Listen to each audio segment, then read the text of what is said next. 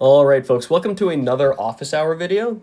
For this office hour, we're going to be working on an example problem with constraint forces, but rather than having a system that's just at rest, like we saw in the physics qubits and the last office hour, we're going to be working with a slightly more complicated system where our entire system is accelerating upwards. So imagine that you're standing in an elevator and you have a cake, and you're worried that by the time you get up to the floor where the birthday party is happening, the cake might be a little bit mushed because the elevator is causing it to accelerate upwards, right? And so we're worried that the acceleration is going to cause the cake to be a little bit flatter. And so what we want to do is find what the normal force is on the cake.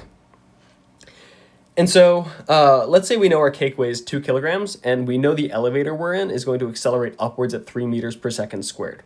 What we're going to do is use our usual 4-step process for solving force problems and try and see if we can find what the normal force on our cake is. And so remember, the first step is using a free body diagram. The second step is writing out the associated Newton's second laws. Next, we're going to be thinking about the constraints. Once again, especially because this is a constraint force problem, we're going to be really explicit here. And last, once we've got everything settled, we should just be able to solve our equations for whatever we want. Okay, so for our free body diagram, we're going to make a free body diagram for just the cake. And we know that the cake is going to experience a gravitational acceleration, Fg. We know the cake is on the floor, and so the floor is going to apply an upwards force, Fn. And because nothing else is touching the cake, and the cake isn't sliding left to right, so there's no friction, this should be all the forces on our free body diagram. Okay, the next step is going to be our Newton's second laws.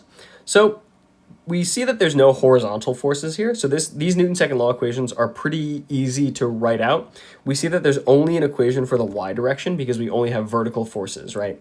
And so if we look at the y direction, we know there's a normal force, Fn, pointing upwards. So we have plus Fn.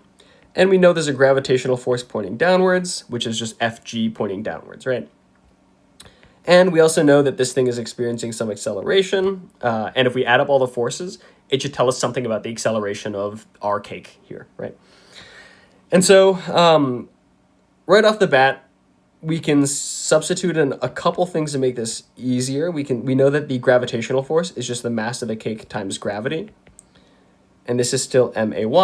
And what I'm going to do is solve most of this problem just symbolically, and then at the end, we'll kind of plug in some numbers if we want to know the actual normal force.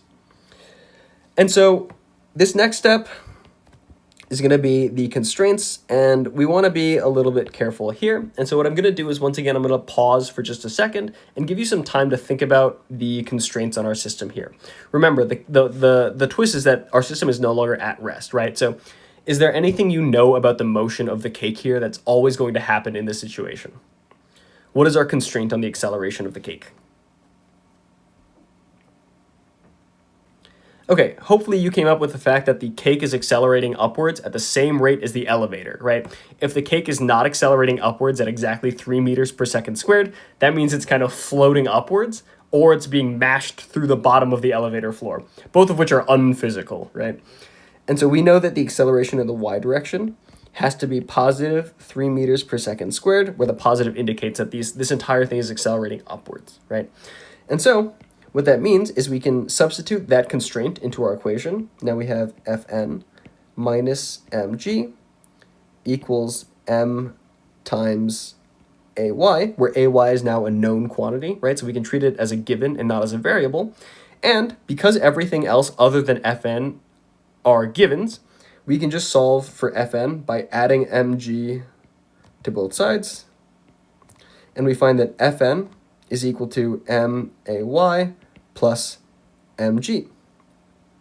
Okay, great. This is a nice, easy result to look at because there's not so much algebra in the way, but it's also really illuminating to dissect this a little bit. If we take a look at this situation, right, imagine the elevator wasn't accelerating and ay were 0. Well, then what we just found is that the normal force is exactly equal to the gravitational force. And that makes total sense. If the elevator is not accelerating, it's the exact same as if a cake is sitting on the floor, right? That way the floor is supporting all the weight of the cake. But we find that if we constrain our cake to be accelerating upwards at 3 meters per second squared, then the floor has to do a little bit more work than just supporting the weight of the cake. We have to add this additional term that makes sure that the cake is accelerating at the same rate as the rest of the elevator, right? And so in this way, What we did was, by using this constraint that the cake and elevator are accelerating at the same rate, we know that the normal force has to be a little bit larger in order to both support the weight of the cake and also get it to be accelerating upwards at the same rate as the elevator. And so plugging in some numbers, we know that this acceleration is going to be, we know the mass of the cake is 2 kilograms. We know the acceleration is 3 meters per second squared. And the mass of the cake, once again, for the second term is 2 kilograms. And we'll just say that the gravitational acceleration is approximately 10 meters per second squared, just to make the numbers a little bit better. If we work this math out, this is going to be 6 newtons plus 20 newtons, right? And that gives us a grand total of 26 newtons.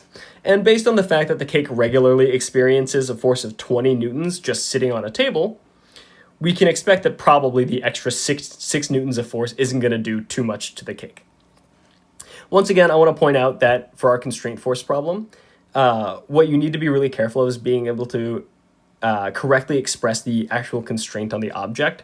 And so this is one of the common kinds of constraints you'll see in problems where things are moving, is that things that are moving at the same, like together, have to have the same accelerations, right? And so oftentimes that means that if you write out multiple Newton's second law equations, a lot of the accelerations might end up being the same acceleration. In this case, if we're just interested in only the cake, we know that the acceleration of the elevator and the cake have to be the same. And so because we know the elevator is accelerating upwards at 3 meters per second squared, then the cake also must have an acceleration of 3 meters per second squared. Okay. That's really all I have to say about this problem. If you have any questions about any of the steps we took here or any general questions about this problem, you can feel free to leave them in the comments, once again along with a timestamp just so I can follow along. All right, if you have any questions about any of the steps we took in this problem or any general questions about constraint forces, you can feel free to leave them in the comments below and I'll try to get to them. If you have questions about the steps we took, please leave a timestamp just so I can follow along.